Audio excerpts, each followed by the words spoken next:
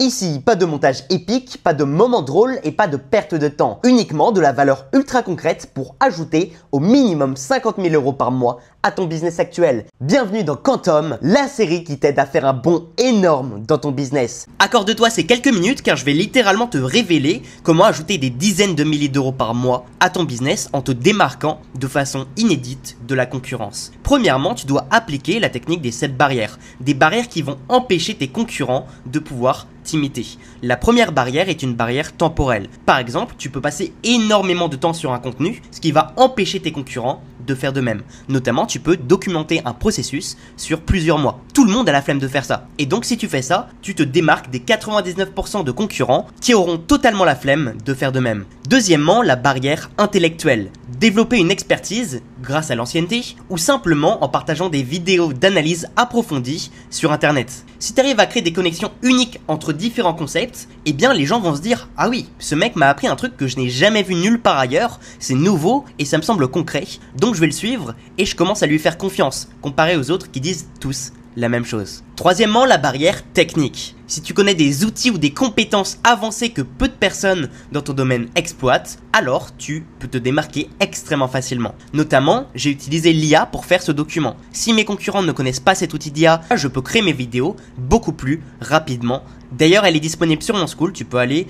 rejoindre et c'est totalement gratuit la valeur que je te donne à l'intérieur. La quatrième barrière, ce sont les barrières financières. Tu dois investir de l'argent là où tes concurrents ne peuvent pas suivre ou du moins n'ont pas pensé à le faire. Exemple simple, Yomi Denzel qui investit beaucoup dans ses vidéos et forcément c'est quasiment impossible pour d'autres créateurs de faire le même style de vidéo que lui. Donc il prend automatiquement un monopole sur ce sujet. Tu as ensuite les barrières autoritaires, audacieuses et relationnelles. Autoritaire, c'est quand tu es passé dans Forbes, c'est quand tu as des chiffres concrets que les gens peuvent vraiment vérifier. Par exemple, Guillaume Maubèche, tout le monde sait que ces chiffres sont réels et donc ça lui instaure une véritable autorité dans son domaine. Pour les barrières audacieuses, c'est faire des actions que les autres n'osent pas faire, notamment des actions qui vont nécessiter de faire des choses dangereuses ou du moins dangereuses du point de vue de ton cerveau. Par exemple, aller vers les gens dans la rue, faire, comment on appelle ça, des micro-trottoirs. Par exemple, Loïc Bourget. Très peu de gens ont ce courage d'aller voir les millionnaires et de leur dire « Ok, qu'est-ce que vous faites dans la vie ?» C'est assez courageux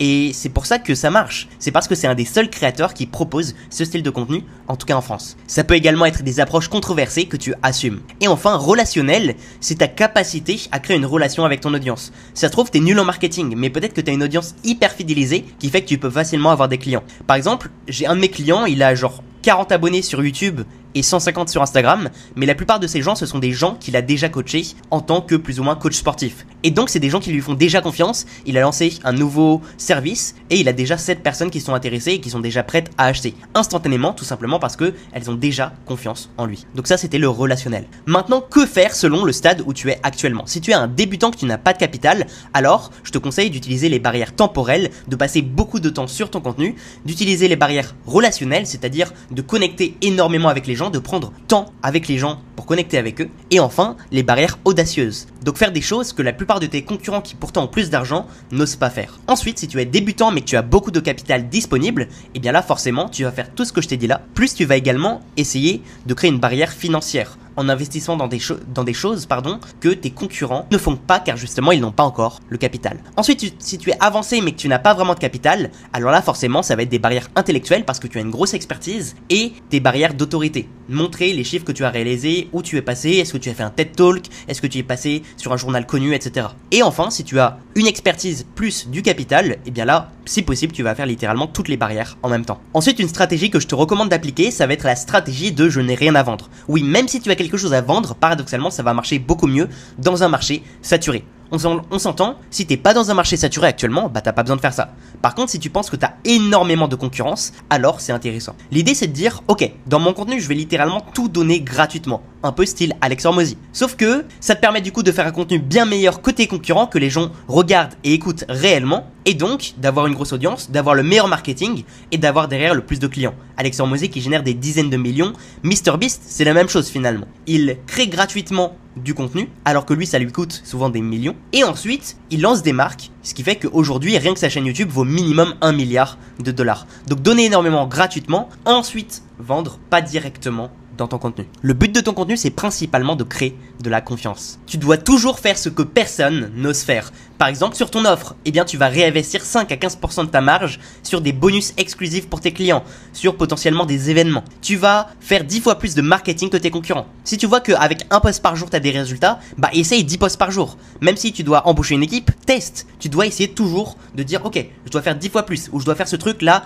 auquel personne n'a pensé. Et c'est de cette façon que, même si tu vas avoir énormément d'échecs, tu vas à des moments trouver quelque chose qui fonctionne et qui fonctionne beaucoup mieux que la concurrence. Notamment sur ce fait là de multiplier ce qui marche déjà. Maintenant, tout à l'heure, on a vu les barrières qui te démarquent de ta concurrence. Mais maintenant, c'est par rapport aux clients. Comment tu te démarques du point de vue de tes clients? Premièrement, avoir un marché ultra spécifique. Par exemple, alopécie plutôt que santé. Faut que tu traites une maladie précise, un problème précis. Deuxièmement, parler précisément à la douleur et au désir du client. En fait, le client, tu dois carrément expliquer mieux que lui-même ce qu'il vit actuellement. Et quand il ressent ça, forcément, il te fait confiance. Alors que s'il ressent que tu essaies juste de lui vendre un truc sans forcément comprendre ton problème, eh bien, ça ne donne pas envie. Troisièmement, tu dois avoir des fonctionnalités uniques dans ta méthode. Ok, moi j'ai créé une méthode qui, contrairement aux autres, te permet de faire ça, ça, ça. Quatrièmement, tu peux te démarquer avec le prix. Par exemple, soit être plus premium, soit être moins premium, mais je te conseille d'être plus premium. Si tu as un produit plus cher, paradoxalement, souvent, tu fais autant, voire plus de ventes que quand t'es pas cher. Je te jure que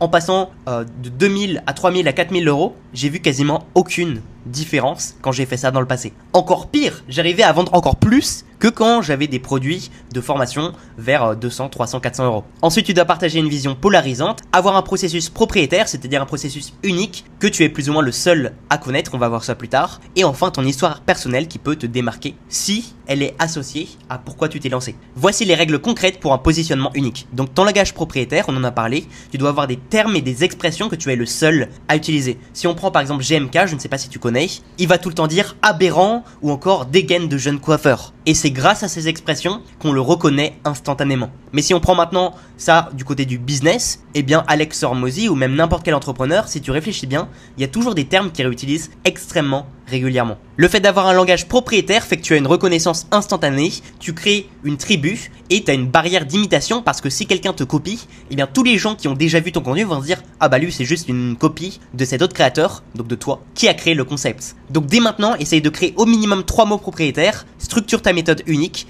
déploie ton lexique partout, donc dans tes prochains contenus, tu utilises ce lexique que tu viens de créer et ensuite tu vas donner un template à ton audience, créer un support visuel ou même une vidéo qui illustre ta méthode unique. Au niveau de ton offre, il y a 3 choses importantes à prendre en compte. Tu dois avoir un résultat tangible et une garantie qui prouve que tu vas apporter ce résultat. Tu dois avoir de l'expérience vécue, donc avoir énormément d'anecdotes à partager sur ton offre. Et enfin, toujours avoir des bonus dans ton offre. Limite, tes bonus doivent valoir autant, voire plus que l'offre en elle-même. Notamment, moi je sais que la partie formation, rien qu'en elle-même, elle pourrait valoir 5000 euros. Mais elle est totalement offerte. Et forcément, ça donne envie quand la personne voit que rien que sur cette partie, elle pourrait déjà être rentable. Et au niveau du storytelling pour te démarquer, c'est la dernière slide, donc on va bientôt se dire au revoir. Premièrement, tu dois partager ton histoire d'origine, avoir presque une mythologie de marque, donc développer des légendes, des anecdotes que tu partages uniquement à quelques personnes, mais tu leur dis ah ouais, dis pas ça à tout le monde, mais ce qui s'est passé c'est que ça. Et en fait, bah finalement, il y a les gens qui vont parler de ça, même si tu leur dis ouais bon, n'en parle pas trop. Et enfin, tu dois avoir des rituels distinctifs, c'est-à-dire des moments emblématiques dans ton expérience client